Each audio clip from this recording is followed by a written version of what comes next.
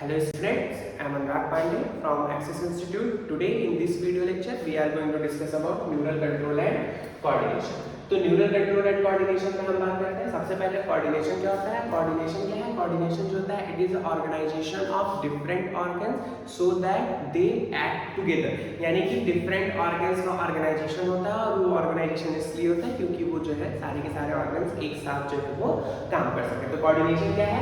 Coordination is the process through which two और more organs interact. Coordination में क्या है? दो या दो से अधिक ऑर्गन्स जो है वो इंटरैक्ट करते हैं और दोनों का जो फंक्शन होता है वो फंक्शन जो होता है कॉम्प्लीमेंट होता है। तो यहाँ पे क्या है? It is the process through which two और more organs interact and complement the function of each other. दोनों का जो फंक्शन होता है वो क्या होता है? कॉम्प्लीमेंट होता है। अगर कोऑर्डिनेशन की बात करें तो हमारी बॉडी में जो कोऑर्डिनेशन के लिए रिस्पॉन्सिबल होते हैं दो सिस्टम। पहला सिस्टम जो है वो हमारा न्यूरल सिस्टम है। न्यूरल सिस्टम क्या होता है? यहाँ पे एक नेटवर्क देखने को मिलता है न्यूरॉन्स का। नर्वस सिस्टम का एक नेटवर्क होता है और इस नेटवर्क में जो है वो पॉइंट टू पॉइंट जो है वो कनेक्शंस होते हैं और ये पॉइंट टू पॉइंट कनेक्शन जो है वो क्विक कोऑर्डिनेशन के लिए रिस्पॉन्सिबल होते हैं। और जो दूसरा टाइप का कंट्रोल सिस्टम है, कोऑर्डिनेशन सिस्टम है, वो है हमारा एंडोक्राइनल सिस्टम। एंडोक्राइन ग्लैंड जो है, एंडोक्राइन सिस्टम क्या होता है? यहाँ पर से जो है वो केमिकल कोऑर्डिनेशन होता है। यहाँ से एक स्पेसिफिक केमिकल्स रिलीज होते हैं, उन केमिकल्स को हम बोलते हैं हार्मोन्स। और ये केमिकल जो है वो हमारी बॉडी के डिफरेंट एक्टिविटीज को रेगुलेट कर रहे होते हैं, कंट्रोल कर रहे होते हैं। तो यहाँ से हार्मोन जो है वो रिलीज हो रहे होते हैं। तो हार्मोन जिस ग्लैंड से रिलीज होते हैं उस ग्लैंड को हम लोग बोलते हैं एंडोक्राइन ग्लैंड और इनको बोलते हैं हम लोग डक्टलेस ग्लैंड। डक्टलेस ग्लैंड इसलिए बोलते हैं क्योंकि यहाँ पे किसी भी तरीके का डक्ट जो है वो प्रेजेंट नहीं होता है। ये ग्लैंड जो होते हैं अपना सिक्रीशन जो है वो डायरेक्ट ब्लड में करती हैं और ब्लड के थ्रू जो है ये अपने टारगेट ऑर्गन तक जाती है और वहां पे जाकर के एक स्पेसिफिक टास्क को परफॉर्म करती है। अगर बात किया जाए ह्यूमन में न्यूरल सिस्टम की, तो न्यूरल सिस्टम जो है वो मिलकर के बना होता है न्यूरॉन से। जिस तरीके से हमको पता है सेल स्ट्रक्चरल और फंक्शनल यूनिट है हमारे लाइफ की, उसी तरीके से न्यूरॉन जो है वो स्ट्रक्चरल और फंक्शनल यूनिट होता है नर्वस सिस्टम का। हमको पता है एल्वेलाई जो है वो हमारा लंग्स का स्ट्रक्चरल और फंक्शनल यूनिट है और किडनी की अगर बात की जाए तो किडनी का स्ट्रक्चरल और फंक्शनल यूनिट है हमारा नेफ्रॉन। तो न्यूरॉन जो है वो हमारा न्यूरल सिस्टम का स्ट्रक्चरल और फंक्शनल यूनिट है और ये न्यूरॉन ही रिस्पॉन्सिबल होता है सेंसेशन के लिए, सेंसरी ऑर्गन से लेकर के मोटर ऑर्गन तक। और फिर ये क्या करता है? ये सिग्नल रिसीव करेगा, रिसीव करने के बाद जो है वो सेंट्रल नर्वस सिस्टम को सिग्नल भेजेगा जहां पे प्रोसेसिंग होगी और वहां से रिस्पांस जनरेट करके उसको वापस से इफेक्टिव ऑर्गन तक लेकर के आएगा। अगर हम बात करते हैं सेंट्रल नर्वस सिस्टम की, तो जो न्यूरॉन है हमारी बॉडी का जो नर्वस सिस्टम है उसको हम लोग कैटेगराइज करते हैं सेंट्रल नर्वस सिस्टम में। तो सेंट्रल नर्वस सिस्टम क्या है? सेंट्रल नर्वस सिस्टम जो है वो ब्रेन और स्पाइनल कॉर्ड से मिलकर के बना होता है। जिस तरीके से हमको पता है कंप्यूटर में सीपीयू का रोल होता है। सीपीयू क्या करता है? सेंट्रल प्रोसेसिंग यूनिट है। तो जो भी हम कमांड टाइप करते हैं कीबोर्ड में, उस कीबोर्ड के कमांड को जो है वो सीपीयू प्रोसेस करता है। प्रोसेस करने के बाद उसको जो है वो हम मॉनिटर पे देखते हैं। तो इसी तरीके से हमारी बॉडी में जो भी सिग्नल्स, जो भी स्टिमुलस मिलते हैं वो ब्रेन या स्पाइनल कॉर्ड में जाते हैं और वहां पे उनकी प्रोसेसिंग होती है और प्रोसेसिंग होने के बाद जो है वो एक रिस्पांस जनरेट होता है। फिर जो है वो हम उस रिस्पांस के अगेंस्ट क्या करते हैं? एक्ट करते हैं। ठीक है, तो जो भी रिस्पांस जनरेट होता है उसी रिस्पांस के अकॉर्डिंग जो है वो हम एक्ट करते हैं। तो सेंट्रल नर्वस सिस्टम में जो है वो स्पाइनल कॉर्ड और ब्रेन है। ब्रेन से जो है वो 12 पेयर क्रेनियल नर्व्स निकलती है और स्पाइनल कॉर्ड से जो है वो 31 पेयर जो है वो स्पाइनल नर्व्स निकलती है। पेरिफेरल नर्वस सिस्टम की बात की जाए तो सेंट्रल नर्वस सिस्टम से जो भी नर्वस सिस्टम अटैच होती है उसको हम लोग बोलते हैं peripheral nervous system. Peripheral nervous system में दो तरीके के नर्व फाइबर्स देखने को मिलते हैं। पहला है एफरेंट और दूसरा है इफरेंट। तो एफरेंट नर्व फाइबर का जो मेन फंक्शन है वो क्या होता है? जैसे किसी भी ऑर्गन को स्टिमुलस मिलता है तो उस स्टिमुलस को, जैसे मैंने किसी बॉटल को टच किया, ठीक है, तो बॉटल को टच किया तो वो क्या है? एक स्टिमुलस है, उसके लिए एक सेंसेशन है। तो वो जो सेंसेशन है उसको कैरी करके लेके जाएगा ब्रेन तक। तो जो नर्व रिस्पॉन्सिबल होती है सेंसेशन, जो भी सेंसरी सेंसेशन मिला है, स्टिमुलस मिला है, उस स्टिमुलस को ब्रेन तक ले जाने का जो काम करती है उनको हम लोग बोलते हैं एफरेंट फाइबर। और ब्रेन में प्रोसेस होने के बाद जो फाइबर उसको रिस्पांस को वापस से इफेक्टिव ऑर्गन तक लेके आता है उसको हम लोग बोलते हैं इफरेंट फाइबर। तो जैसे मैंने किसी गर्म तवे को टच किया तो गर्म तवे को टच करना क्या? हीट जो था वो एक स्टिमुलस था और उसके लिए सिग्नल लेके जो जा रहा है ब्रेन तक नर्व वो है हमारा एफरेंट फाइबर, और वहां पे ब्रेन में जो है वो प्रोसेस होकर के एक रिस्पांस आया और उस रिस्पांस को लेकर जो नर्व आती है हाथ तक, वो क्या है, इफरेंट फाइबर। तो एफरेंट फाइबर क्या है, transmit impulse from tissue organ to CNS. तो यहाँ पे क्या होता है, ये एफरेंट फाइबर क्या करती है, सिग्नल को ट्रांसफर करती है टिश्यू ऑर्गन से सेंट्रल नर्वस सिस्टम की ओर। और इफरेंट फाइबर्स का क्या काम है, transmit regulatory impulse from CNS to concern peripheral organ. तो यहाँ पे क्या है, जो भी रिस्पांस जनरेट हुआ है उस रेगुलेटरी रिस्पांस को, उस रेगुलेटरी इंपल्स को क्या करेंगे, सेंट्रल नर्वस सिस्टम से इफेक्टिव ऑर्गन तक लेकर के आएंगे। और यहाँ पे पेरिफेरल नर्वस सिस्टम को हम लोग कैटेगराइज कर देते हैं सोमैटिक नर्वस सिस्टम में और ऑटोनॉमिक नर्वस सिस्टम में। सोमैटिक, सोमा का मतलब होता है बॉडी, और बॉडी पार्ट जो भी है वहाँ पे क्या, स्केलेटल मसल सिस्टम की अगर बात की जाए तो यहाँ पे इसका जो इंपल्स होता है वो किसके किसके बीच में देखने को मिलता है, relay impulses from central nervous system to skeletal muscle. यानी कि सोमा का मतलब बॉडी होता है, बॉडी का मतलब क्या होता है, जहाँ पे जो भी हमारे वॉलेंट्री बॉडी पार्ट्स है, ठीक है, तो उनके लिए जो है वो सोमैटिक नर्वस सिस्टम है वॉलेंट्री के लिए, और वहाँ पे इंपल्सेस जो है वो सेंट्रल नर्वस सिस्टम से स्केलेटल नर्वस सिस्टम के बीच में जो है वो मसल का जो इंपल्स है वो क्या करता है, मेंटेन रहेगा, ठीक है।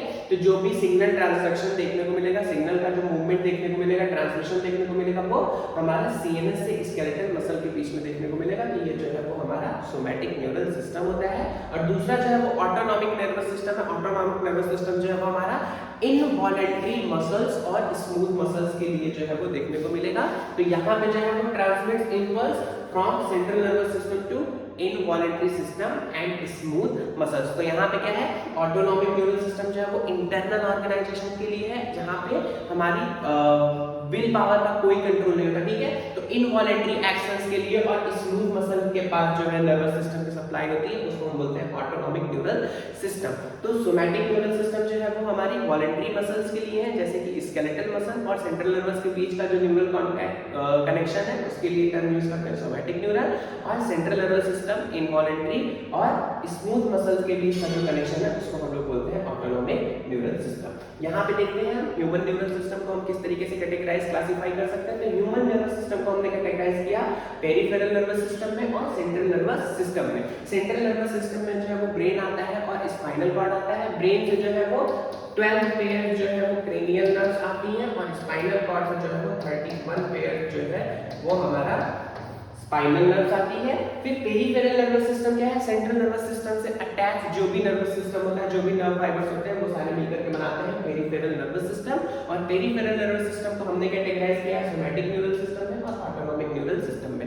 सोमैटिक न्यूरल सिस्टम जो है वो हमारा प्रेजेंट होता है स्केलेटल मसल में, यानी कि वॉलेंट्री मसल्स के पास, और यहाँ पे ऑटोनॉमिक नर्वस सिस्टम जो है यहाँ पे कनेक्शन होता है ब्रेन और इनवॉलेंट्री स्मूथ मसल के साथ। और ऑटोनॉमिक नर्वस सिस्टम को हमने कैटेगराइज कर दिया सिंपैथेटिक और पैरासिम्पैथेटिक में। तो ये जो सिंपैथेटिक है वो हमारा जो है वो फाइट और फ्लाइट के टाइम पे देखने को मिलता है, और पैरासिम्पैथेटिक जो है वो कामनेस और बॉडी की डेली रूटीन एक्टिविटी के लिए रिस्पांसिबल होता है। फिर अगर बात करते हैं एक न्यूरॉन के बारे में, तो न्यूरॉन के स्ट्रक्चर में ये जो सेंट्रल का रीजन होता है, यहाँ पे जो है इस सेंट्रल लार्ज रीजन को हम लोग बोलते हैं सेल बॉडी या फिर साइटॉन। तो न्यूरॉन के स्ट्रक्चर में हमको तीन चीजें देखने को मिलती है। पहला क्या है, सेल बॉडी, दूसरा क्या है, एक्सॉन, और तीसरा क्या है, डेंड्राइट्स। तो साइटॉन में आता है सेंट्रल रीजन जो है वो देखने को मिलता है, उसको बोलते हैं हम लोग सेल बॉडी या फिर साइटॉन। सेल बॉडी या फिर साइटॉन, या फिर कहीं कहीं जो है वो सोमा वर्ड जो है वो देखने को मिलता है। सोमा का मतलब क्या होता है, बॉडी, ठीक है। तो सेल बॉडी को हम लोग जनरली बोलते हैं साइटॉन या फिर सोमा। और ये जो है वो सेंट्रल रीजन होता है, इसमें जो है वो एक न्यूक्लियस प्रेजेंट होता है और कुछ ग्रेनुलर स्ट्रक्चर्स प्रेजेंट होते हैं। जो ग्रेनुलर स्ट्रक्चर्स होते हैं उनको हम लोग बोलते हैं लिसिल ग्रेन्यूल्स। और ये सेंट्रल जो सोमा है, साइटॉन है, साइटॉन से स्मॉल फाइबर्स निकले रहते हैं आउटवर्ड डायरेक्शन में, और इस स्मॉल फाइबर्स को हम लोग बोलते हैं डेंड्राइट। और जो लॉन्ग फाइबर निकला रहता है उस लॉन्ग फाइबर को हम लोग बोलते हैं एक्सॉन। एक्सॉन की मेम्ब्रेन पे स्वान सेल प्रेजेंट होती है, और ये स्वान सेल जो है वो माइलिन सीट की सिक्रीशन के लिए रिस्पांसिबल होती है। और एच जो होता है वो नॉब लाइक स्ट्रक्चर्स देखने को मिलता है नर्व एंडिंग को हम लोग बोलते हैं साइनेप्टिक नॉब। साइनेप्टिक नॉब क्यों बोलते हैं, क्योंकि इसका जो शेप है वो नॉब लाइक शेप होता है, और यहाँ पे जो है वो एक न्यूरोट्रांसमीटर जो है वो भरे होते हैं। तो अगर बात किया जाए न्यूरॉन की, तो न्यूरॉन किससे मिलकर बना होता है, सेल बॉडी, डेंड्राइट और एक्सॉन से। सेल बॉडी जो है वो साइटोप्लाज्म कंटेन करता है, यहाँ पे बाकी के अदर सेल ऑर्गेनेल्स प्रेजेंट होते हैं, और इसके साथ साथ जो है वो निसिन्स ग्रेन्यूल जो है वो देखने को मिलते हैं। शॉर्ट फाइबर जो है वो आउटवर्ड डायरेक्शन में सेल बॉडी से देखने को मिलते हैं, उन शॉर्ट फाइबर्स को हम बोलते हैं डेंड्राइट्स। और जो लॉन्ग फाइबर देखने को मिलता है उस लॉन्ग फाइबर को हम लोग बोलते हैं एक्सॉन। और ये लॉन्ग फाइबर जो है वो हमारा देखने को मिलता है टर्मिनल एंड पे जो है वो ब्रांच नॉब लाइक स्ट्रक्चर देखने को मिलता है। और इस नॉब लाइक स्ट्रक्चर को हम लोग बोलते हैं साइनेप्टिक नॉब। यहाँ पे हम देख रहे हैं ये नॉब लाइक स्ट्रक्चर जो है, इस नॉब लाइक स्ट्रक्चर को हम लोग बोलते हैं साइनेप्टिक नॉब। और यहाँ पे एक केमिकल भरा रहता है, उस केमिकल को हम लोग बोलते हैं न्यूरोट्रांसमीटर। ये केमिकल क्या होता है? न्यूरोट्रांसमीटर। इसमें एक स्मॉल साइनेप्टिक नॉब में स्मॉल वेसाइकल्स प्रेजेंट होती है और उस वेसाइकल में जो है वो न्यूरोट्रांसमीटर जो है वो फिल होता है। फिर अगर बात किया जाए न्यूरॉन्स की पोलैरिटी के बेसिस पे न्यूरॉन को हम किस क्लास में क्लासिफाई करते हैं, तो न्यूरॉन को पोलैरिटी के बेसिस पे हम लोग कैटेगराइज कर देते हैं मल्टीपोलर में। तो मल्टीपोलर का मतलब क्या होता है? जहां पे एक एक्सॉन हो और 2 या मोर देन 2 जो है वो डेंड्राइट्स देखने को मिलते हैं। तो इस तरीके का जो एक्सॉन होता है उसको हम लोग बोलते हैं मल्टीपोलर एक्सॉन। तो यहाँ पे हम देख रहे हैं एक सिंगल एक्सॉन है और कई ढेर सारे जो है वो डेंड्राइट्स प्रेजेंट है। तो इस तरीके का जो एक्सॉन है वो है हमारा मल्टीपोलर एक्सॉन। और ये मल्टीपोलर एक्सॉन जो है वो हमको सेरेब्रल कॉर्टेक्स में देखने को मिलता है। फिर दूसरा जो टाइप है वो है बाइपोलर एक्सॉन। बाइपोलर एक्सॉन में हम देख रहे हैं कि यहाँ पे जो है वो एक एक्सॉन के साथ जो है वो एक डेंड्राइट जो है वो देखने को मिलता है। और ये जो बाइपोलर एक्सॉन है, बाइपोलर जो न्यूरॉन है वो हमको देखने को मिलता है रेटिना ऑफ आई में। और जो तीसरे तरीके का न्यूरॉन है वो क्या है हमारा यूनिपोलर न्यूरॉन। यूनिपोलर न्यूरॉन में जो है वो सिर्फ और सिर्फ एक एक्सॉन देखने को मिलेगा। तो ये है हमारा यूनिपोलर। यहाँ पे सेल बॉडी है, सेल बॉडी के साथ जो है वो एक सिंगल एक्सॉन देखने को मिल रहा है। और ये यूनिपोलर एक्सॉन जो है वो हमको एम्ब्रियोनिक स्टेज ऑफ लाइफ में देखने को मिलेगा। और एक स्पेसिफिक टाइप का देखने को मिलता है जिसको हम बोलते हैं स्यूडो यूनिपोलर। तो स्यूडो का मतलब होता है फॉल्स, स्यूडो का मतलब क्या होता है? फॉल्स। तो यहाँ पे क्या है, ये क्या होता है?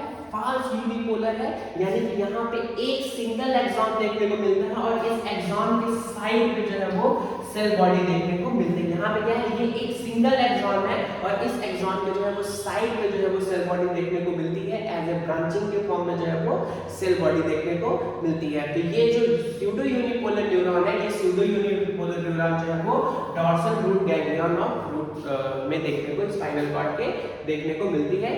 स्यूडो यूनिपोलर का देखने को मिलेगा dorsal root ganglion of spinal cord. तो हमने देखा 3-4 तरीके की जो है वो हमको न्यूरॉन देखने को मिली। पहला क्या है? मल्टीपोलर। मल्टीपोलर जो है वो हमको सेरेब्रल कॉर्टेक्स में देखने को मिला। फिर बाइपोलर न्यूरॉन की बात की जाए तो बाइपोलर न्यूरॉन जो है वो रेटिना ऑफ आई में प्रेजेंट है। यूनिपोलर न्यूरॉन जो है वो एम्ब्रियोनिक स्टेज में प्रेजेंट होता है। और स्यूडो यूनिपोलर जो है वो dorsal root ganglion of spinal cord में देखने को मिलता है। अगर माइलिन सील के बेसिस पे नर्व को हमने कैटेगराइज किया 2 टाइप पे। पहला क्या है? Myelinated nerve fibres. Myelinated nerve fibres क्या है? यहाँ पे फाइबर्स पे एक स्पेसिफिक कवरिंग प्रेजेंट होती है। फाइबर्स के एक्सॉन के चारों ओर जो है वो एक स्पेसिफिक कवरिंग प्रेजेंट होती है। उस स्पेसिफिक कवरिंग को हम लोग बोलते हैं माइलिन सील। और इस माइलिन सील का जो सिक्रीशन होता है, ये माइलिन सील का सिक्रीशन के लिए रिस्पांसिबल होता है स्वान सेल। तो ये स्वान सेल क्या करती है? Fibres are involved with Schwann cell. तो एक्सॉन जो होता है वो स्वान सेल के साथ जो है वो इन्वॉल्व्ड होता है और ये स्वान सेल भी रिस्पांसिबल होती है माइलिन सील के सिक्रीशन के लिए। 2 माइलिन सील के बीच का जो गैप होता है, 2 माइलिन सील के बीच का जो गैप होता है, उस गैप को हम लोग बोलते हैं नोड ऑफ रैंडियस। तो यहाँ पे हम लोग देखते हैं, यहाँ पे क्या है? ये माइलिन सील है और इस माइलिन सील के बीच में हमको जो है वो ये क्या है? ये जो है वो हमारा माइलिन सील है, ठीक है। और माइलिन सील के बीच का जो गैप है वो गैप क्या है? हमारा नोड ऑफ रैंडियस, ठीक है। तो यहाँ पे हमको जो है वो माइलिनेटेड सील देखने को मिलता है। माइलिन सील जो है वो क्या है? यहाँ पे हम देख रहे हैं ये माइलिन सील का मेन फंक्शन क्या है? ये इंसुलेशन प्रोवाइड कराता है, ठीक है। एक्ट एज इंसुलेटर एक्ट की तरीके से एक्ट करता है। और यहाँ पे 2 माइलिन सील के बीच का जो गैप है, यहाँ पे देखिए ये माइलिन सील के बीच का गैप है और इसी गैप को हम लोग बोलते हैं नोड ऑफ रैंडियस, ठीक है। तो माइलिन सील क्या करेगा? यहाँ पे माइलिन सील जो है वो इंसुलेटर के तरीके से काम करेगा।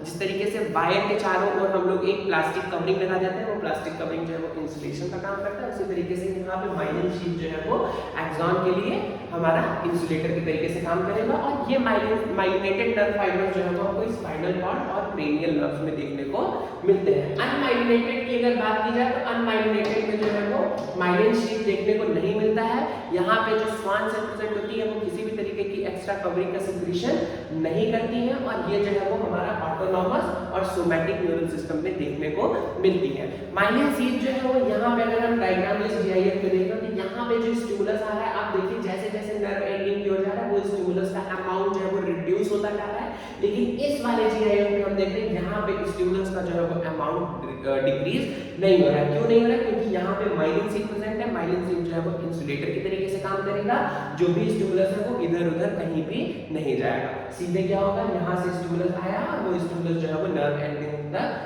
डायरेक्ट जाएगा बिना किसी रिडक्शन के। इस अमाउंट में कोई भी रिडक्शन देखने को नहीं मिलेगा as compare to non myelinated. Non myelinated में हम देख रहे हैं कि जैसे जैसे स्टिमुलस आ रहा है वो क्या होता जा रहा है, रिड्यूस होता जाता है। तो स्टिमुलस का अमाउंट जो है वो नॉन माइलिनेटेड में रिड्यूस हो जाता है और अनमाइलिनेटेड में जो है वो मेंटेन रहता है। माइलिन शीट जो है वो एक्ट करता है एज ए इंसुलेशन। फिर अगर बात किया जाए तो यहाँ पे क्या है, सराउंडिंग न्यूरॉन्स, न्यूरॉन्स के चारों ओर जो है वो एक स्पेसिफिक कंपेनियन सेल्स प्रेजेंट होती हैं और इन कंपेनियन सेल्स को हम लोग बोलते हैं ग्लियल सेल्स।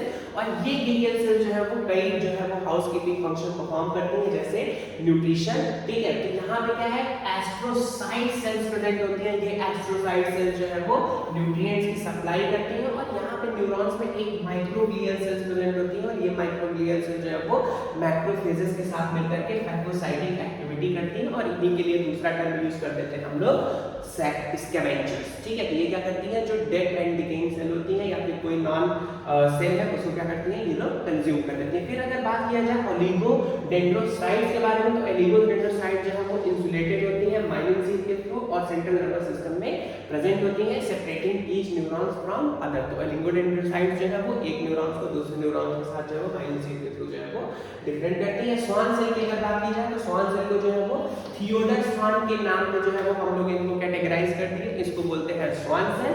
थियोडर स्वान जो है वो इसके डिस्कवरर थे, तो थियोडर स्वान के नाम पे जो है वो हम इस सेल को बोल देते हैं स्वान सेल।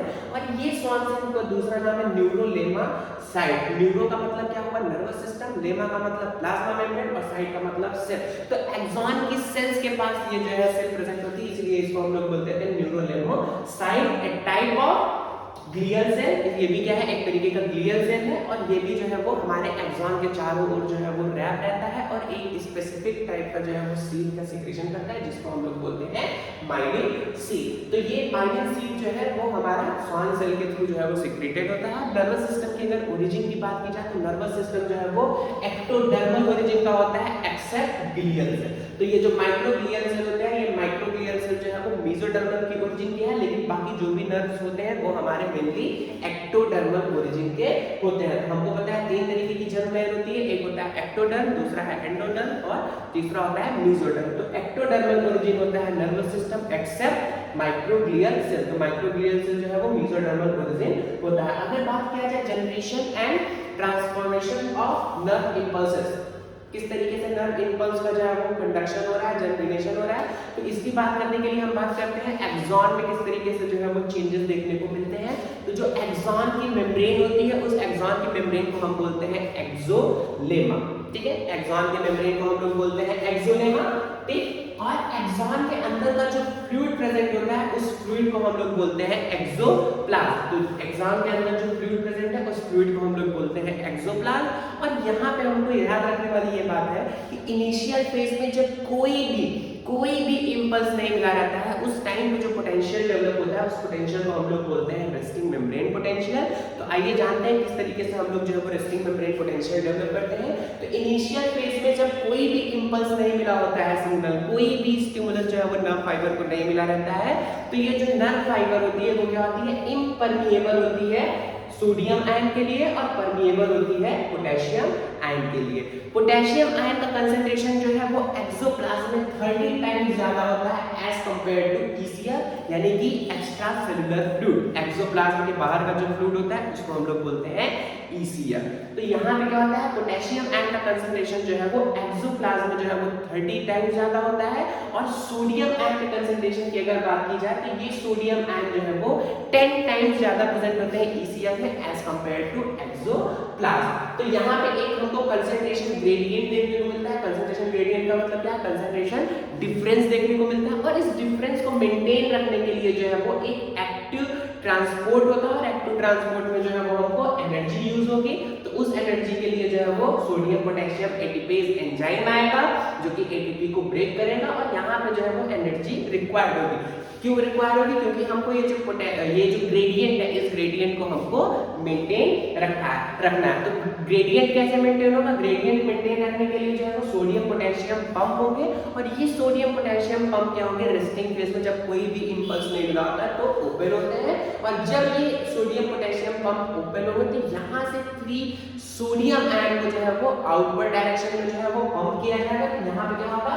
3 सोडियम आयन जो है वो पंप होंगे एक्सोप्लाज्म से ईसीएफ की ओर और 2 पोटेशियम आयन जो है वो ईसीएफ से एक्सोप्लाज्म में आते हैं। तो इस तरीके से जो है वो आउटर सरफेस पे आउटर साइड पे जो है वो ज्यादा चार्ज आ रहा है और इनर साइड पे जो है वो 2 पॉजिटिव चार्ज आ रहा है। तो आउटर सरफेस पे क्या होगा? पॉजिटिव चार्ज एक्युमुलेट होने लगेगा और उसकी वजह से इनर मेम्ब्रेन पे जो है वो नेगेटिव चार्ज इंड्यूस हो जाएगा और इस तरीके से हमको एक पोटेंशियल डिफरेंस देखने को मिलता है और इस पोटेंशियल डिफरेंस की जो वैल्यू होती है वो वैल्यू जो होती है -70 मिलीवोल्ट। इस पोटेंशियल की जो वैल्यू होती है वो क्या होती है? -70 मिलीवोल्ट। तो हमने क्या किया? यहाँ पे मेम्ब्रेन के चारों ओर जो है वो चार्ज डेवलप कर दिया पॉजिटिव और नेगेटिव। तो इस तरीके से हमने क्या किया? मेम्ब्रेन को पोलराइज्ड कर लिया। तो आइए जानते हैं अब इसकी डिटेल फंक्शनिंग किस तरीके से होगा। तो इनिशियल लेवल पे क्या है? इनिशियल लेवल पे मैंने आपको बताया ये क्या है? आईसीएफ। आईसीएफ का मतलब क्या है? ये है हमारा एक्सोप्लाज्म। ये क्या है? एक्सोप्लाज्म और ये क्या है? एक्सोलेमा। ठीक, तो एक्सोप्लाज्म में जो है मैंने बोला कि पोटेशियम आयन का कंसंट्रेशन जो है वो 30 टाइम्स जो है वो ज्यादा होगा as compared to ECF. ECF क्या है? Extra cellular fluid. ठीक है, तो ईसीएफ के कंपेयर में एक्सोप्लाज्म, ठीक है, ये क्या है? एक्सोप्लाज्म। एक्सोप्लाज्म में जो है वो सोडियम आयन का कंसंट्रेशन जो है वो 30 टाइम्स ज्यादा है और ईसीएफ में जो है वो पोटेशियम सोडियम आयन का कंसंट्रेशन जो है वो 10 टाइम्स ज्यादा है एज कंपेयर्ड टू एक्सोप्लाज्म। तो यहाँ पे क्या है? यहाँ पे पोटेशियम आयन K+ का कंसंट्रेशन हाई है और यहाँ पे जो है वो Na+ का कंसंट्रेशन हाई है। तो यहाँ पे K+ जो है वो 30 टाइम्स ज्यादा है और यहाँ पे Na+ जो है वो 10 टाइम्स ज्यादा है। तो यहाँ पे हमको एक केमिकल का जो सोडियम और पोटेशियम आयन है इनके बीच में एक डिफरेंस देखने को मिल रहा है। यहाँ पे क्या देखने को मिल रहा है? इनके कंसंट्रेशन में एक डिफरेंस देखने को मिल रहा है और इसी डिफरेंस को हम लोग बोलते हैं केमिकल ग्रेडियंट। तो इस ग्रेडियंट को मेंटेन करने के लिए आता है क्या? हमारा सोडियम पोटेशियम पंप। और ये सोडियम पोटेशियम पंप क्या है? एक्टिवली क्या करता है? 3 सोडियम आयन को बाहर पंप करेगा। सोडियम आयन को क्या करेगा? बाहर पंप करने का प्रोसेस जो है वो क्या है? इफ्लक्स। ठीक है, बाहर पंप करने का जो प्रोसेस है दैट इज इफ्लक्स और अंदर जो है वो 2 पोटेशियम आयन जो है वो अंदर आएंगे। तो अंदर आने का प्रोसेस है इनफ्लक्स। ठीक, तो बाहर जो जा रहा है वो क्या है? सोडियम है। तो 3 पॉजिटिव चार्ज, अगर मैं सोडियम की बात ना करूं तो 3 पॉजिटिव चार्ज जो है वो बाहर जा रहा है और पोटेशियम की बात ना करें तो यहाँ पे क्या है? 2 पॉजिटिव चार्ज अंदर आ रहा है। तो बाहर क्या होगा? पॉजिटिव चार्ज, ये जो मेम्ब्रेन है ये मेम्ब्रेन क्या है? एक्सोलेमा। तो एक्सोलेमा के ऊपर क्या है? पॉजिटिव चार्ज एक्युमुलेट होने लगेगा और ये इनर साइड पे नेगेटिव चार्ज जो है वो इंड्यूस कर देगा। तो इस तरीके से इस मेम्ब्रेन के अक्रॉस जो है वो एक पोटेंशियल डेवलप होगा और ध्यान से देखते हैं यहाँ पे ये जो मेम्ब्रेन है ये कैसी हो गई? अब पोलराइज। तो ये जो पोटेंशियल डेवलप होगा इस पोटेंशियल का जो वैल्यू होता है दैट इज -70 मिलीवोल्ट। ठीक है, वैल्यू जो है वो -70 मिलीवोल्ट होता है। यहाँ पे सोडियम आयन क्या हो रहा है? इफ्लक्स हो रहा है और 2 पोटेशियम आयन का इन्फ्लक्स हो रहा है। यहाँ ये क्या है? एक्सोप्लाज्म। एक्सोप्लाज्म में जो है वो 30 टाइम्स जो है वो K+ ज्यादा होता है और ECF में जो है वो ये क्या है? ECF की बात की जाए तो ECF में जो है वो 10 टाइम्स Na+ ज्यादा। तो दोनों के कंसंट्रेशन में एक डिफरेंस देखने को मिलता है। तो ये कंसंट्रेशन ग्रेडियंट मेंटेन रहे, इस कंसंट्रेशन ग्रेडियंट को मेंटेन करने के लिए सोडियम पोटेशियम पंप आता है और ये सोडियम पोटेशियम पंप जो है वो एक्सोप्लाज्म से 3Na+ को बाहर पंप करेगा और ECF से 2 पोटेशियम आयन अंदर पंप करेगा। तो पोटेशियम आयन अंदर साइड आ रहा है तो ये क्या है? इनफ्लक्स और सोडियम आयन जो है वो बाहर जा रहा है तो ये क्या है? इफ्लक्स। तो यहाँ पे एक पोटेंशियल जनरेट हो रहा है और इस पोटेंशियल की जो वैल्यू है दैट इज -70 मिलीवोल्ट। चूंकि अभी कोई भी जो है वो स्टिमुलस यहाँ पे कोई भी स्टिमुलस इस मेम्ब्रेन को नहीं दिया गया है, तो स्टिमुलस जब नहीं मिला यानी कि मेम्ब्रेन क्या है, ये नर्व क्या है, रेस्टिंग फेज में है। तो रेस्टिंग फेज में जो पोटेंशियल डेवलप होता है उसको हम लोग बोलते हैं रेस्टिंग मेम्ब्रेन पोटेंशियल। ठीक, अब अगर बात किया जाए यहाँ पे डीपोलराइजेशन एक्शन पोटेंशियल की बात की जाए, तो एक्शन पोटेंशियल की बात हम तब करते हैं जब कोई स्टिमुलस जो है वो नर्व को मिलता है। तो जब नर्व को कोई स्टिमुलस मिलेगा तब क्या होगा, नर्व को जब स्टिमुलस मिलता है तो यहाँ पे दो इवेंट होते हैं। पहला क्या है, डीपोलराइजेशन, और दूसरा जो इवेंट है वो होता है हमारा रीपोलराइजेशन। तो हम बात करते हैं डीपोलराइजेशन की क्या है, तो हमने अभी क्या किया था, सोडियम आयन को जो है वो पोलराइज जब किया था तो सोडियम आयन को हमने बाहर भेजे थे।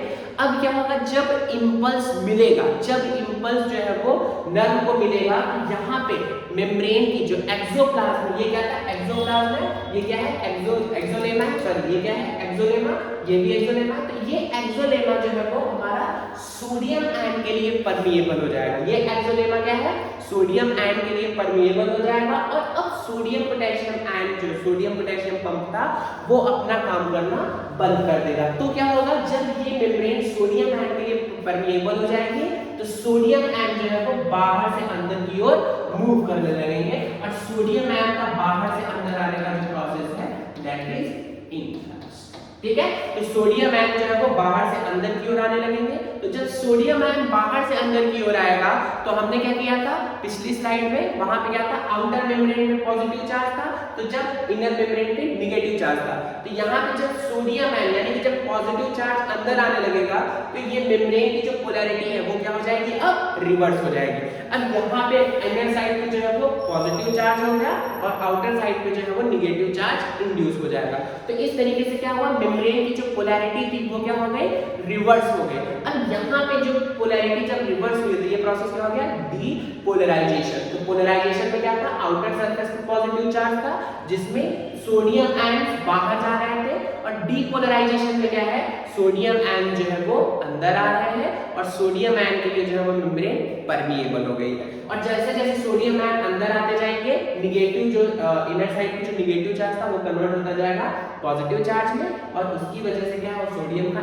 इन्फ्लक्स होगा। और अब जो पोटेंशियल डेवलप होगा वो पोटेंशियल जो है वो हमारा डीपोलराइजेशन में एक्शन पोटेंशियल बोलते हैं। और इस एक्शन पोटेंशियल का जो वैल्यू होता है दैट इज +45 मिलीवोल्ट। तो यहाँ पे अब जो पोटेंशियल डेवलप होता है उस पोटेंशियल का जो वैल्यू होता है वो 45 मिलीवोल्ट होता है।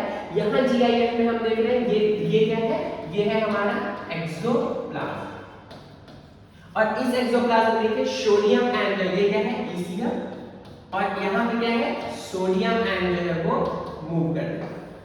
ठीक है, सोडियम आयन क्या है, इनर एक्सोप्लाज्म जो है वो आउटर सरफेस से इनर मेम्ब्रेन की ओर जो है वो साइटोप्लाज्म जो है वो मूव करते जा रहा है। ठीक, तो यहाँ पे क्या है, सोडियम आयन का इन्फ्लक्स हो रहा है जिसकी वजह से क्या हो रहा है, पोलैरिटी रिवर्स हो जा रही है। तो जब पोलैरिटी रिवर्स हो जा रही है तो इस प्रोसेस को हम लोग बोलते हैं डीपोलराइजेशन। अब जो नेक्स्ट स्टेप है वो है हमारा रीपोलराइजेशन। रीपोलराइजेशन क्या है, रीपोलराइजेशन, री का मतलब अगेन, पोलैरिटी को फिर से गेन करना। तो जो फर्स्ट स्टेप में किया था हमने क्या किया था, वहां पे सोडियम आयन बाहर जा रहे थे, पोटेशियम आयन अंदर आ रहा था जिसकी वजह से आउटर मेम्ब्रेन पे पॉजिटिव चार्ज हो रहा था, इनर मेम्ब्रेन पे नेगेटिव चार्ज हो रहा था। तो अब फिर से सेम कंडीशन जो है वो हमको डेवलप करनी है। तो ये जो प्रोसेस होगा उस प्रोसेस को हम लोग बोलेंगे रीपोलराइजेशन। तो रीपोलराइजेशन इवेंट में क्या होता है, जब स्टिमुलस आ गया, अब जब वो स्टिमुलस पास ऑन होगा आगे वाले नर्व, आगे अगले रीजन में जब वो पास ऑन होगा तो ये जो नर्व है वो क्या होगी, अब डीपोलराइज होगी। तो ये जो एक्सॉन के डीपोलराइज होने का इवेंट है, रीपोलराइज होने का इवेंट है वो है रीपोलराइजेशन। और रीपोलराइजेशन में क्या होता है, अभी मेम्ब्रेन जो है वो परमिएबल थी सोडियम आयन के लिए, अब ये जो एक्सोलेमा, ये जो एक्सोलेमा है ये अब परमिएबल हो जाएगी हमारी K+ आयन के लिए। ठीक है, तो K+ आयन के लिए परमिएबल होगा, सोडियम पोटेशियम पंप जो है वो बंद हो चुके हैं। तो अब क्या होगा, K+ को जो है वो बाहर भेजा जाएगा। K+ का बाहर जाने का प्रोसेस क्या है, इफ्लक्स। तो जब पोटेशियम आयन बाहर जाने लगेगा तो अब क्या होगा, अभी तक क्या था, सोडियम आयन अंदर आ रहा था तो पॉजिटिव चार्ज एक्यूमुलेट हो रहा था, अब क्या है पोटेशियम आयन बाहर जाने लगेगा, तो जब पोटेशियम आयन बाहर जाने लगेगा तो आउटर मेम्ब्रेन में फिर पॉजिटिव चार्ज एक्यूमुलेट होने लगेगा और ये पॉजिटिव चार्ज जो है वो इनर साइड पे जो है वो नेगेटिव चार्ज इंड्यूस कर देगा। तो इस तरीके से मेम्ब्रेन जो है वो फिर से पोलराइज हो गई, आउटर सरफेस पे जो है वो पॉजिटिव चार्ज आ गया, इनर सरफेस पे जो है वो नेगेटिव चार्ज आ गया। अब यहाँ पे जो वैल्यू होती है वो वैल्यू जो है वो मोर नेगेटिव वैल्यू देखने को मिलती है, इसीलिए इस कंडीशन को हम लोग जनरली बोल देते हैं हाइपर पोलराइजेशन, और ये वैल्यू कभी-कभी -80 -90 जो है वो देखने को मिलती है। तो हाइपर पोलराइजेशन इवेंट ही जो है वो हमारा रीपोलराइजेशन इवेंट होता है। तो रीपोलराइजेशन इवेंट में क्या है, एक्सोलेमा जो है वो इम्परमिएबल हो जाएगी सोडियम आयन के लिए और परमिएबल हो जाएगी पोटेशियम आयन के लिए, और पोटेशियम आयन में क्या होगा E+, यानी कि पोटेशियम आयन जो है वो एक्सोप्लाज्म से जो है वो बाहर की ओर जो है वो ट्रांसफर होगा। ठीक, तो फिर क्या है, यहाँ पे जब पोटेशियम आयन का इफ्लक्स होने लगेगा तो बाहर जो है वो पॉजिटिव चार्ज एक्यूमुलेट होगा, तो जब बाहर पॉजिटिव चार्ज एक्यूमुलेट होगा तो एक नेगेटिव चार्ज जो है वो इनर साइड पे इंड्यूस हो जाएगा। तो अब ये कंडीशन क्या है, फिर से पोलराइज, ये कंडीशन क्या है रीपोलराइजेशन। और कभी-कभी यहाँ पे जो पोटेंशियल डेवलप होता है, इस पोटेंशियल का वैल्यू मोर नेगेटिव देखने को मिलता है, -70 टू -90 वैल्यू वेरी करता है, और इसीलिए इस कंडीशन के लिए हम एक और टर्म यूज कर देते हैं हाइपर पोलराइजेशन। और हाइपर पोलराइजेशन होने के बाद क्या है, मेम्ब्रेन जो है वो वापस से रेस्टिंग फेज में आती है, और जब मेम्ब्रेन रेस्टिंग फेज में आएगी तो फिर से हमारे सोडियम पोटेशियम पंप जो है वो एक्टिव हो जाएंगे। जब मेम्ब्रेन रेस्टिंग फेज में आएगी तो सोडियम पोटेशियम पंप फिर से एक्टिव हो जाएंगे और 3Na+ जो है वो उसको बाहर भेजा जाएगा और 2K+ जो है वो इनसाइड आएंगे, एक ग्रेडियंट जो था वो ग्रेडियंट मेंटेन करने के लिए। ठीक, तो इस तरीके से जो है वो हम लोग बात करते हैं मेम्ब्रेन में किस तरीके से जो है वो स्टिमुलस जनरेट होता है और किस तरीके से उसका कंडक्शन देखने को मिलता है। ठीक, तो इसमें जो है वो 3 स्टेप है। पहला स्टेप क्या है, पोलराइजेशन, जहां पे हमने क्या किया था, आउटर सरफेस पे पॉजिटिव चार्ज जनरेट किया था एक्सोलेमा के और इनर सरफेस पे नेगेटिव चार्ज। दूसरा स्टेप क्या था, एक्शन पोटेंशियल में, एक्शन पोटेंशियल में आता था हम लोगों का डीपोलराइजेशन, यानी कि पोलैरिटी रिवर्स करनी है, आउटर सरफेस पे नेगेटिव चार्ज, इनर सरफेस पे पॉजिटिव चार्ज। और जो लास्ट स्टेप था वो क्या था, रीपोलराइजेशन। तो जब इंपल्स जो है वो नेक्स्ट रीजन में जो है एक्सॉन के ट्रांसफर होगा तो अब वो रीजन क्या होगा, रीपोलराइज होगा, और रीपोलराइज होने का मतलब क्या है, फिर से आउटर सरफेस पे पॉजिटिव चार्ज और इनर सरफेस पे नेगेटिव चार्ज। यहाँ पे हम लोग देखते हैं किस तरीके से जो है वो नर्व का जो है वो ट्रांसमिशन देखने को मिलता है इंपल्स का। तो यहाँ पे हम लोग देखते हैं जब स्टिमुलस मिलता है तो एक्सोलेमा की परमिएबिलिटी जो है वो सोडियम आयन के लिए इंक्रीज होगी, और जब सोडियम आयन के लिए एक्सोलेमा की परमिएबिलिटी इंक्रीज होगी तो आउटर सरफेस पे क्या होगा, इनर सरफेस का पोटेंशियल जो है वो चेंज हो जाएगा। तो कैसे चेंज होगा, इनर पे पहले था नेगेटिव, ठीक है, एक्सोप्लाज्म की बात हो रही है, एक्सोप्लाज्म की बात हो रही है। तो एक्सोप्लाज्म क्या था, इनिशियल जब रेस्टिंग फेज में था तो एक्सोप्लाज्म का चार्ज जो था वो था नेगेटिव। जब स्टिमुलस मिलता है तो वो चार्ज कन्वर्ट हो जाता है पॉजिटिव, यानी कि डीपोलराइजेशन हो जाता है, +45 मिलीवोल्ट का एक्शन पोटेंशियल देखने को मिलता है, और फिर से डीपोलराइजेशन में जो है वो एक्सोप्लाज्म जो है वो नेगेटिव हो जाता है। तो सीक्वेंशियल इवेंट की अगर बात की जाए तो क्या क्या इवेंट हो रहे थे, तो सबसे पहले जब इंपल्स नहीं मिलता है तो नर्व जो है वो रेस्टिंग मेम्ब्रेन पोटेंशियल में रहती है। रेस्टिंग मेम्ब्रेन पोटेंशियल के बाद जैसे ही उसको स्टिमुलस मिलता है तो वो स्टिमुलस से पा करके डीपोलराइजेशन होता है, यानी कि पोलैरिटी क्या होती है, रिवर्स हो जाती है, और फिर से क्या होता है, जब इंपल्स ट्रांसफर हो जाता है अगले रीजन में तो वो रीजन क्या होता है, प्रीवियस रीजन क्या होता है, डीपोलराइज हो गया, और अब उसको क्या होना है, रीपोलराइज होना है। तो रीपोलराइजेशन इवेंट आता है, यानी कि फिर से आउटर सरफेस पे पॉजिटिव चार्ज, इनर सरफेस पे नेगेटिव चार्ज, और रीपोलराइजेशन के बाद रेस्टिंग मेम्ब्रेन पोटेंशियल जो है वो फिर से गेन कर लिया जाता है। तो यहाँ पे हम देखते हैं एक जो सिग्नल है वो सिग्नल जो है वो एक्सॉन से हमारा ट्रांसफर होता है, ठीक है, ये जो है वो हमारा ट्रांसमिशन की डायरेक्शन होती है, साइनेप्टिक नॉब की ओर जो है वो हमको ये देखने को ट्रांसफर देखने को मिलता है। तो यहाँ पे हम देख रहे हैं सबसे पहले क्या है, ये पोलराइज कंडीशन है। जैसे ही यहाँ पे आपको देखो, जैसे ही यहाँ पे सिग्नल आएगा और यहाँ पे पोलैरिटी रिवर्स होगी, और जैसे ही ये सिग्नल पास हो जाएगा वो पोलैरिटी फिर से चेंज हो जाएगी, यानी कि रीपोलराइजेशन बिट देखने को मिलेगा। एक बार फिर से देखिए, यहाँ पे क्या है, जब यहाँ पे सिग्नल नहीं है यानी कि रेस्टिंग मेम्ब्रेन पोटेंशियल है, तो रेस्टिंग मेम्ब्रेन पोटेंशियल में आउटर सरफेस पॉजिटिव है, जैसे ही सिग्नल आएगा यहाँ पे नेगेटिव, और जब ये सिग्नल पास ऑन हो जाएगा तो फिर से पॉजिटिव हो जाएगा। तो इनिशियल फेज में क्या है, मेम्ब्रेन पोलराइज रहती है, पोलराइज यानी कि रेस्टिंग मेम्ब्रेन पोटेंशियल, और जैसे ही स्टिमुलस आता है मेम्ब्रेन क्या होगी, डीपोलराइज होगी, और जब वो मेम्ब्रेन से स्टिमुलस पास ऑन हो जाएगा तो वो क्या होगी, फिर से रिपोलराइज्ड होगी और finally resting membrane potential gain करेगी। ठीक, तो इस तरीके से हम लोग देखे थे किस तरीके से जो है वो कंडक्शन हो रहा है, इंपल्स का जनरेशन हो रहा है और उसका कंडक्शन देखने को मिलता है। फिर अगर बात किया जाए साइनेप्सिस की, तो साइनेप्सिस क्या होता है, साइनेप्सिस जो है वो एक जॉइंट है, दो नर्व के बीच का जो जॉइंट होता है उस जॉइंट को हम लोग बोलते हैं साइनेप्सिस, और ये साइनेप्सिस जो है वो क्या है, a nerve impulses is transmitted from one neuron to another neuron through junction called synapses। तो synapses क्या है, जॉइंट है, दो न्यूरॉन्स के बीच का जो जॉइंट है उसको हम लोग synapses बोलते हैं। और ये synapses जो है वो दो तरीके का होता है।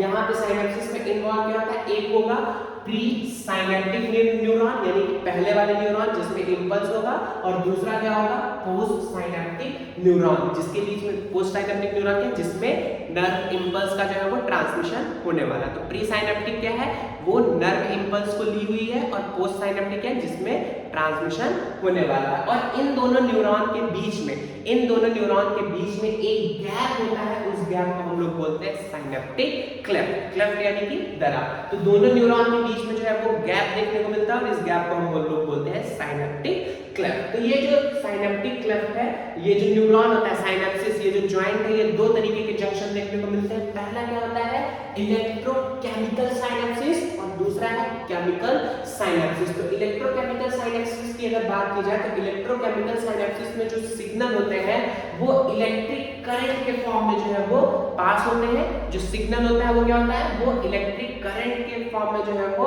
ट्रांसफर होते हैं, और इसीलिए ये जो साइनेप्सिस है ये क्या होता है, फास्टर होता है as compare to chemical synapses, क्योंकि यहाँ पे जो इंपल्स है वो इंपल्स जो है वो हमारा इलेक्ट्रोमैग्नेटिक केमिकल इलेक्ट्रिक करंट के फॉर्म में जो है वो ट्रांसफर हो रहा होता है। और जो दूसरे टाइप का साइनेप्सिस है वो है हमारा केमिकल साइनेप्सिस। और केमिकल साइनेप्सिस की अगर बात की जाए तो केमिकल साइनेप्सिस में भी इंक्लूड होगा एक पोस्ट और प्री साइनेप्टिक न्यूरॉन। ठीक है, पोस्ट साइनेप्टिक न्यूरॉन क्या है, जिसमें कि सिग्नल का ट्रांसमिशन होने वाला है, और प्री साइनेप्टिक न्यूरॉन जिसमें कि सिग्नल प्रेजेंट है। तो ये दोनों जो है वो एक फ्लूइड फ्री स्पेस, यहाँ पे क्या होगा, मैंने बोला था जहाँ पे जंक्शन होगा, दो न्यूरॉन्स आपस में ज्वाइंट होंगे, वहां पे एक गैप होगा, और उस गैप में एक फ्लूइड भरा होगा जिसको हम लोग बोलते हैं साइनेप्टिक क्लेफ्ट।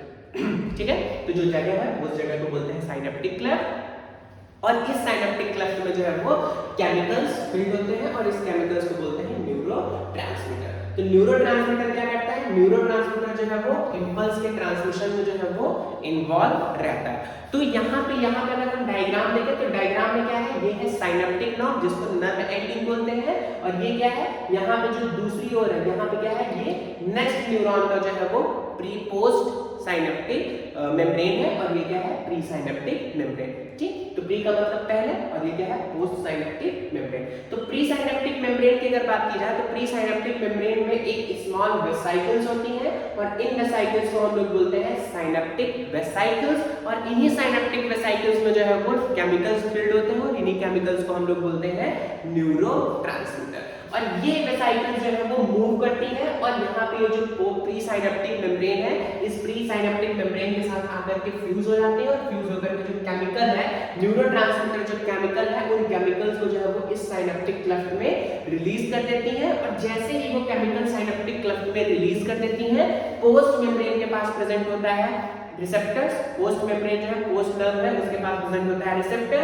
वो रिसेप्टर इस केमिकल को आइडेंटिफाई करते हैं। जैसे इस केमिकल को आइडेंटिफाई करेंगे, जो पोस्ट न्यूरॉन है उसमें भी अब इंपल्स का जनरेशन होगा, और ये इंपल्स जो है वो ट्रांसफर होने लगेगी। यहाँ हम जीआईएफ में देख रहे हैं, ये साइनेप्टिक वेसाइकल है, साइनेप्टिक वेसाइकल मूव करके जो है वो प्री साइनेप्टिक मेम्ब्रेन में जो है वो आकर के फ्यूज हुई, और फ्यूज होने के बाद जो है वो अपना जो केमिकल है, न्यूरोट्रांसमीटर है, उसको रिलीज कर दिया साइनेप्टिक क्लेफ्ट में। और ये जो पोस्ट साइनेप्टिक मेम्ब्रेन है इसके पास प्रेजेंट है रिसेप्टर्स। ये रिसेप्टर्स ओपन होंगे, इन केमिकल्स को एक्सेप्ट करेंगे, आइडेंटिफाई करेंगे और जो है आगे न्यूरॉन्स में ट्रांसफर कर देंगे। तो इस तरीके से जो है वो हमको दो तरीके के जंक्शंस देखने को मिलते हैं। पहला क्या है, इलेक्ट्रिक है और दूसरा क्या है, केमिकल साइनेप्सिस। तो इलेक्ट्रिक साइनेप्सिस में जो है वो इलेक्ट्रिक करंट के फॉर्म में नर्व इंपल्स का जो है वो ट्रांसमिशन होता है और यहाँ पे जो है वो केमिकल के फॉर्म में जो है वो नर्व इंपल्स का ट्रांसमिशन हमको देखने को मिलता है। वो जो केमिकल है उस केमिकल को हम लोग बोलते हैं न्यूरोट्रांसमीटर। न्यूरोट्रांसमीटर जो है वो प्री साइनेप्टिक नॉब जो है, जो नर्व एंडिंग है उसको हम लोग बोलते हैं साइनेप्टिक नॉब। तो प्री साइनेप्टिक नॉब में जो है वो एक स्मॉल वेसाइकल्स प्रेजेंट होंगे और इन्हीं वेसाइकल्स में जो है वो रिसेप्टर्स फिल्ड होंगे। जनरली हम लोग जो रिसेप्टर्स पढ़ते हैं वो एसिटिलकोलिन है और ये मेम्ब्रेन के साथ आकर के फ्यूज हो जाएगा। फ्यूज होते ही अपना जो केमिकल है उस केमिकल को रिलीज कर देगा साइनेप्टिक क्लेफ्ट में और जैसे ही केमिकल को साइनेप्टिक क्लेफ्ट में रिलीज करेगा पोस्ट मेम्ब्रेन के पास जो है वो प्रेजेंट होगा रिसेप्टर। वो रिसेप्टर उस केमिकल को आइडेंटिफाई करेगा और जैसे उस केमिकल को एक्सेप्ट करेगा वो एक न्यू इंपल्स का जनरेशन होगा नए नर्व्स में। इस तरीके से जो है वो नर्व्स का जो है वो ट्रांसमिशन देखने को मिलेगा।